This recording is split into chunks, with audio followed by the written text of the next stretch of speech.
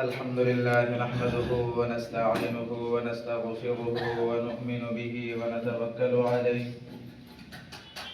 ونعوذ بالله من شرور أنفسنا ومن سيئات أعمالنا من يهده الله فلا مضل له ومن يضلله فلا هادي له ونشهد أن لا إله إلا الله وحده لا شريك له ونشهد أن سيدنا ومولانا محمدا عبده ورسوله صلى الله عليه وسلم. أعوذ بالله من الشيطان الرجيم. وأقيموا الصلاة وآتوا الزكاة واركعوا مع الراكعين. وقال الله تبارك وتعالى في كلامه المجيد: يا أيها الذين آمنوا بالله. صدق الله العلي العظيم. যাবতীয় প্রশংসা করুণাময় মহান রব্বুল আলামিনের জন্যই, যিনি আমাদের সকলকে পৃথিবীর যাবতীয় কাজ থেকে ফারেক করে নিয়ে পৃথিবীর বুকে সবথেকে যেটা উচ্চত মানের স্থান অর্থাৎ মসজিদে আসার তৌফিক দান করেছেন এবং সেই স্থানে এসে কিছু কথা বলার, কিছু কথা শোনার এবং কিছু আমল করার তৌফিক দান করেছেন, তাই তেনার শুকরিয়া আদায় করে বলি আলহামদুলিল্লাহ। जिनार कारणे আমরা দিন পেয়েছি, जिनार কারণে আমরা কোরআন পেয়েছি, जिनार কারণে আমরা হাদিস পেয়েছি, সেই মহানবীর উপর শত কোটি দরুদ ও সালাম বর্ষিত হোক। সকলেই বলি আল্লাহুম্মা সাল্লি আলাইহি আল্লাহুম্মা বারিক আলাইহি। ভাই মুহতারাম, বুজুর্গ, দোস্ত, কম বেশি মনে হয় আপনারা চেনেন না, মাদ্রাসার শিক্ষক আমরা। আপনাদের যে ইমাম সাহেব আছেন আমারই ছাত্র, আমাদের মাদ্রাসারই ছাত্র। অনেকদিন থেকে সে বলছে যে হুজুর একদিন আমার মসজিদে আসেন, একটু কিছু কথা বলবেন। ওই পরিপ্রেক্ষিতে আসা।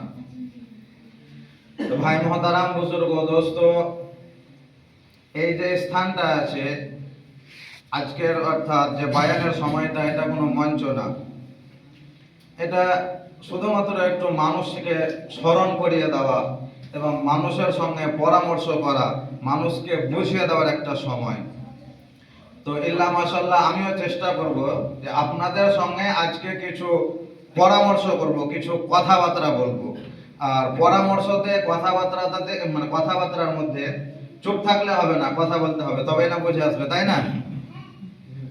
তো আজকে আমাদের মেন বিষয় হবে, মূল বিষয় হবে যে আল্লাহ সুবহানাহু ওয়া তাআলা যে পৃথিবীর বুকে আমাদেরকে পাঠিয়েছেন, পৃথিবীর বুকে আমাদেরকে যে পাঠিয়েছেন, পাঠানোর উদ্দেশ্যটা কি, আর পৃথিবীতে বাঁচতে গেলে কোন জিনিসটা সর্বপ্রথমে প্রয়োজন, সেই জিনিসটার ব্যাপারে। অর্থাৎ আমরা আশা করি বুঝে গেছি। কি বলুন তো? পৃথিবীতে বাঁচতে গেলে, পৃথিবীতে থাকতে গেলে, পৃথিবীতে ভালো মতো থাকতে গেলে, আর পৃথিবী থেকে বসবাস করে জীবন শেষ করার পরের জীবনে যদি আমাদের জীবনটাকে আমরা ভালো করতে চাই, তাহলে এই জীবনে কোন জিনিসটা সব থেকে বেশি প্রয়োজন? সর্বপ্রথম ইল্লা মাশাআল্লাহ একজন বলেছেন ঈমান। ওই ঈমান সম্পর্কে আজকে আলোচনা হবে ইনশাআল্লাহ। যে আমরা এতদিন থেকে যে শুনে আসছি যে ঈমান ঈমান ঈমান, বিশ্বাস বিশ্বাস, জিনিসটা আসলে কি, জিনিসটার নাম কি, কাকে বলে, কেন বলে? কুরআনুল কারীমে আল্লাহ সুবহানাহু ওয়া তাআলা অনেকবার বলেছেন। আবার কিছু কিছু জায়গাতে ঈমানদারকে সামনে রেখে কথা বলেছেন যে ইয়া আইয়ুহাল্লাযীনা আমানু। তো ভাই মুহতারাম, বুজুর্গ, দোস্ত, ঈমান শব্দটা যেরকম ছোট, এর অর্থটা অনেক বড়, বিশাল বড়।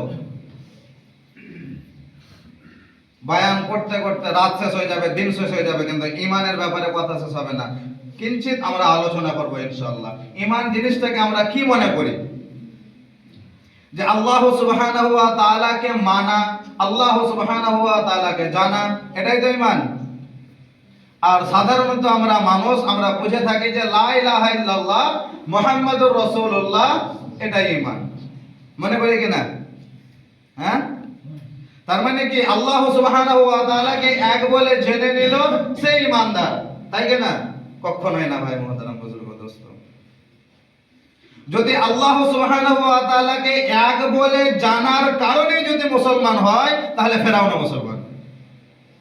কথা বুঝতে পারলেন? কথা বুঝে আসছে কিনা? কেন ফেরাউন জানতো না? গুহার মধ্যে কাকে সে ডাকতো? আল্লাহকে ডাকতো না? ফেরাউন দোয়া করতো পৃথিবীর বুকে, কি দোয়া করতো? যে হে রব্বুল আলামিন, আমাকে যা কিছু দিবে পৃথিবীর বুকে দিয়ে দাও, আখিরাতে আমার চাই না। ওর দোয়া কবুল কে করেছিল? আল্লাহই করেছিলেন। কার কাছে সে করেছিল? তা আল্লাহকে জানতো না? আল্লাহকে জানতো না?